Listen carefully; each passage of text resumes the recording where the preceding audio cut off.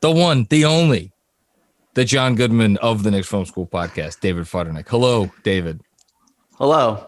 Was that the introduction? I thought Mike Breen was coming back on, but hey. You're more special than Breen. You're more special than if you like combined Breen and like Pat Riley and Patrick Ewing and like Jeff Van Gundy and like you brought back Red Holzman from the dead and you put them all into one person. It would come up to like your neck. They wouldn't. They certainly wouldn't have your beard. That's for sure. Well, that's true. That's true. It's great to be back, John. The weekend was fantastic. Just great weekend. It's a really wonderful weekend. Feel the malaise of 2 terrible basketball games and going to a barbecue where it's a bunch of yesterday I was at a barbecue. It's all writers and actors who have zero interest in basketball. But the first thing they want to say to me, every single person I talk to is, I'm sorry about your Knicks, man. I'm like, can we talk about literally anything but that? I'm here at a barbecue to drink and to eat a lot of disgusting food. Come on. Don't bring up the funeral that I'm close to having for my team. Can I make a confession? There are a lot of things that annoy me in life, as anyone who knows me well knows. You're a real New Yorker. I mean, that comes with the territory. Is that a New York thing? We just get annoyed at more shit than most people? Okay, Andrew. Absolutely. Yeah. The up near the top of the list is when someone who is not at all a sports fan tries to engage with me in conversation about sports. And what I want to do is I want to be like, please stop talking to me. Not only about this, just don't talk to me at all. I just don't want to talk to you right now. One single person wanted to talk about The Sopranos, and I was like, I'm not leaving this conversation the rest of this party. Malaise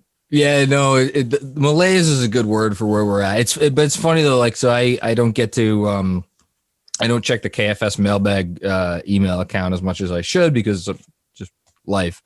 But I checked it today because I had a little bit of time during the day, and it was a bunch of people replying to the newsletter that I wrote after the Game 2 win or emailing me about the Game 2 win. And it was all just happiness and joy and just giddy and all of the things. And then I'm trying to reply back to people and be like, yeah, I'm sorry everything went to shit. Yeah. In what feels like a split second, we were so over the moon after Game 2. It was 7. What was the game? The game time on Friday was 7 or 7:30, whatever it was. Right. And then it was how many? I mean, what was it? 41 hours, whatever, until the start of game. It was talk about a short turnaround time. Yeah. We've had to stew from a Sunday to a Wednesday after 2 bad losses now, which just the time in between game 1 and game 2 and game 4 and game 5 has been pretty brutal. Yeah. But I am getting so tired of every single sad sack tweet on Twitter about a team that was supposed to win 22 games. Here's the other thing. I got back to the KFS email account today, something I have not done since I think last week. Not check my mentions. I see the DMs that come in. John, that's a good rule to live by. Just anytime. Well, literally anytime in life. No, but listen. As I have said before, I attempt to treat Twitter like actual conversation. And because if someone takes the time to speak to me, unless they're a family member at a barbecue trying to talk to me about the Knicks and they don't watch the Knicks, I try to give them the time of day. So I feel as if I'm being rude, but I haven't had the time because I also tried to spend a little bit of time with my family this weekend. But also, it's just I don't have that in me right now. No, understandable. Yeah. So there's all that going on. Hey, here's what. So I brought you. What a start we're off to. I woke up this morning and I was just like, I had to go on with John today. I'm going to be positive. I'm going to be really positive because people people want to hear positive shit. I think for the most part, people want to hear some, in a realistic way. Well, but here's thank you. Sky bullshit. No one wants to sit here and listen to either of us talk about how, hey, listen, this is great. Everything's fine. It's wonderful. Like, not the series is, I mean, in peril would be one way to say it, but also like, there are repercussions. If in fact they let's just say for argument's sake went out in game 5 and it did not look pretty, like there's stuff that needs to be talked about, not to the extent of like the Twitterati, I guess you'd say, are discussing. But I'm going to give you a couple things. One, it seems like a million years ago, but it did happen.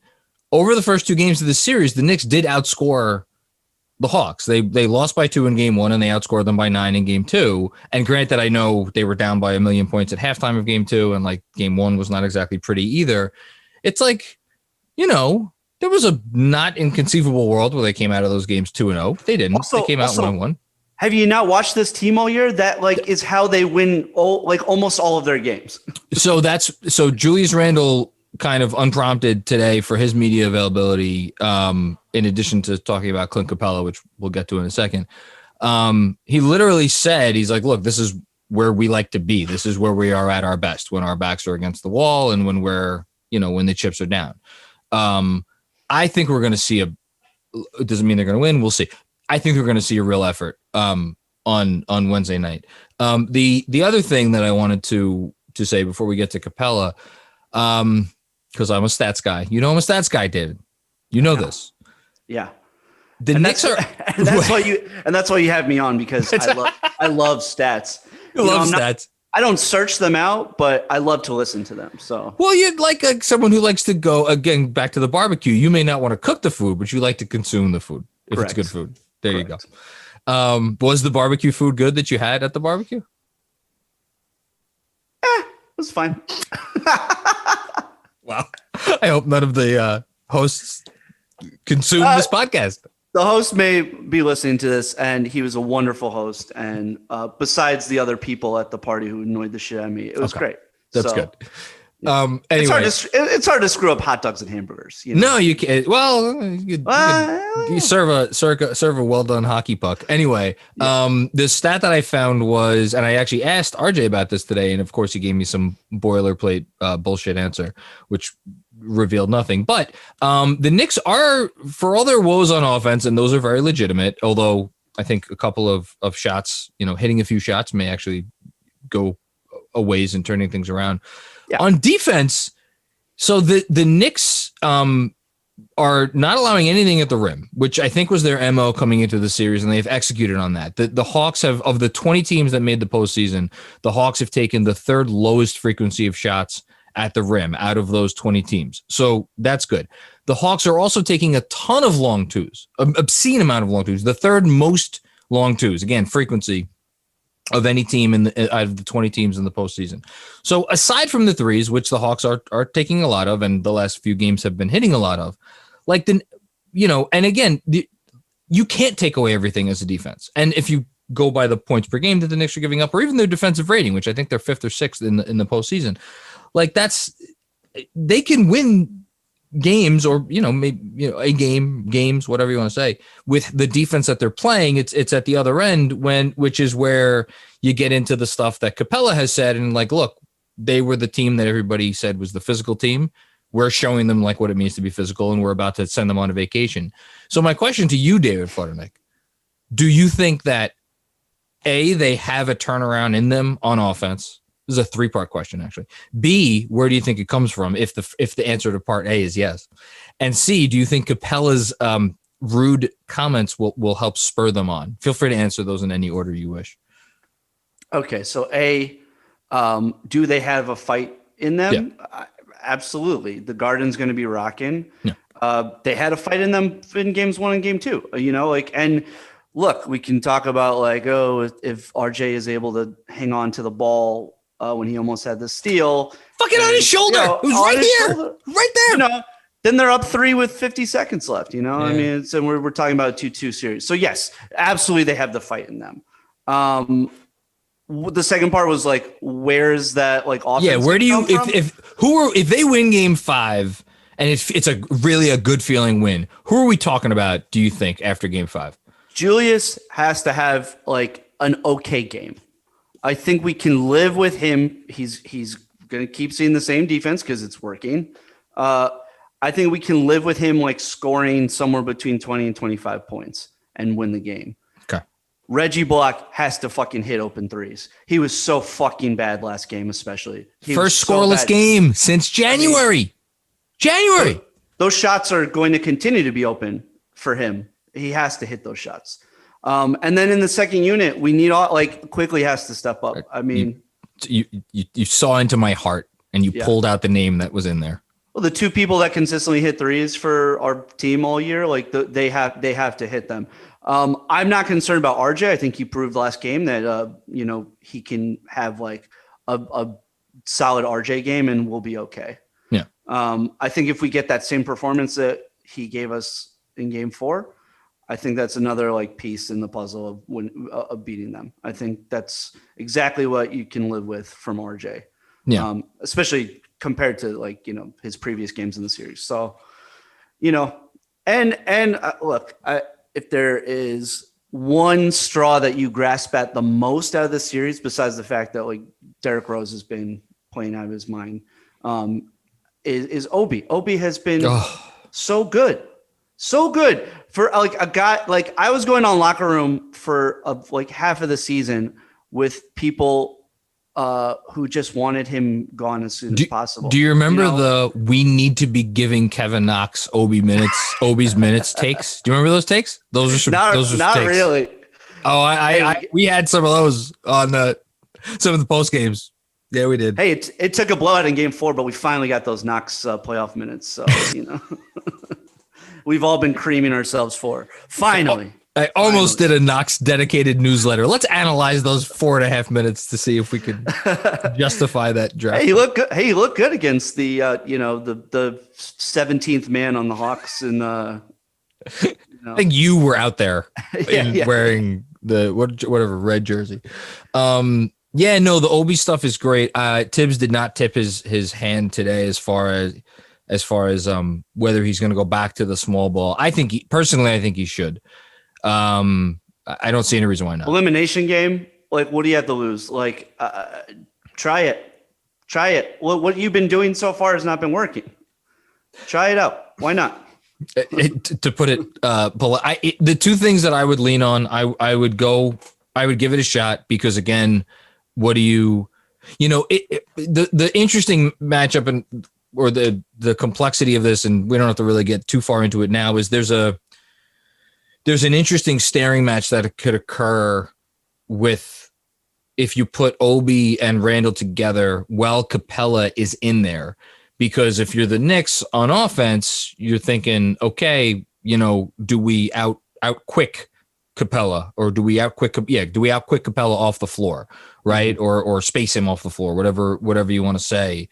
But on the other end, if the Hawks are like we don't think you'll be able to rebound at all, if we have Capella in there and you don't have a center, like to me personally, I kind of want to try. This may sound insane. I kind of want to trust Obi to do his job and box out the dude. And I want to see it. Yeah. Cause why not? Why not? If it's not working, like you give it like 5 minutes. If it looks like they're just getting destroyed on the boards, you take them out. At least you tried it.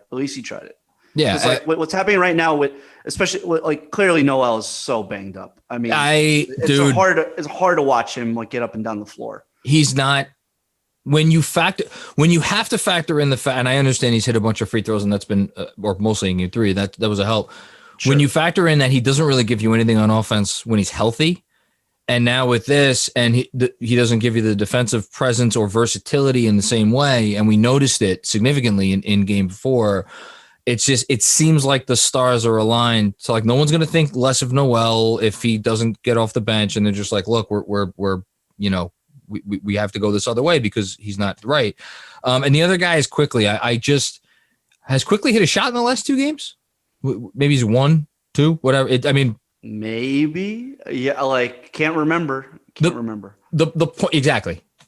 Yeah. And if there's one guy other than maybe Obi with the dunks and, RJ and like Randall, you remember quickly. Like Quickly's imprint on a game is, and for me, honestly, he might be number one on the list in terms of when I think back to this year and I think of the moments that made me jump the fuck all the way off my couch. I think of the Quickly moments. Absolutely. And so, and they have been missing those this series. And again, I know the regular season is the regular season and the postseason is the postseason, but Emmanuel Quickly was the difference in those games. Maybe not as much as Julius Randle, but close. So yeah. He took, I think it was game 4. He took a logo shot that didn't go down, and I was like, "This is great." Yeah, in the first half, yes. And then it felt like he didn't shoot ever again the rest of the game. He couldn't get rid of the ball fast enough. And look, I think that the biggest issue in this series, obviously, has been the fact that your best player is struggling badly, and that trickles down to everybody. It's a great point. And I think it's thrown. They the team feel off, it. Yeah. How could they not? That's your leader. As much as Derrick Rose is sort of like the co-leader, if you want to say. Especially but now, Julius has been all year though. He's been here all year. Yeah. And if he's like they sent, but I also think they sense his struggle in the fact that they know. He's trying to make the right play. He's trying too hard to make the right play. Yeah. But also to get himself out of the funk because he knows if he doesn't get himself out of the funk, then they're fucked. Okay. We're actually one other thing before I get to our, I guess, prediction / level of confidence. There is this other story with the fan stuff that's been going on. Like a fan threw like beer on Emmanuel Quickly. He acknowledged that the other day. Like there's other fan stuff too, like the incident with Trae Young and spitting, and there's like fans running on the court and this and that. Look, you have 15,000 people who have been locked away in their houses for a year and a half. At least one of those people is a scumbag, and they're going to do some scumbaggery, bullshit. Like the fact that we're seeing so much of it. Oh, thank you. We're seeing so much of it in such a short amount of time. I think, it's just going to keep happening. Like, there's really nothing that the league can do other than ban these people. I mean, I was about to say, what can you do? I mean, one of my favorite sayings is it only takes one asshole. Right. And it often does. Yeah, I felt like we should touch on that because it's a thing. Okay. I want to sit here right now and be like, we're going to win game 5. I know we're going to win game 5. I really want to sit here and say that and be sure of it and know and feel it in my bones. But you know what I feel? I feel the same feeling that I felt for most of this season, which is that like, okay, there's something there, but God, how can I give over all faith to this team? And I want to, and I just, I say this though, their response today, Randall, Rose, RJ, when asked about the Capella comments, and it was definitely these guys are not done yet response to me. I'm with you. Yeah, I agree. I mean, Derrick Rose, that was my favorite response. I'm too old for this shit. Get the fuck out of here. I'm a grown ass man. Yeah. I can't watch like Clint Capella,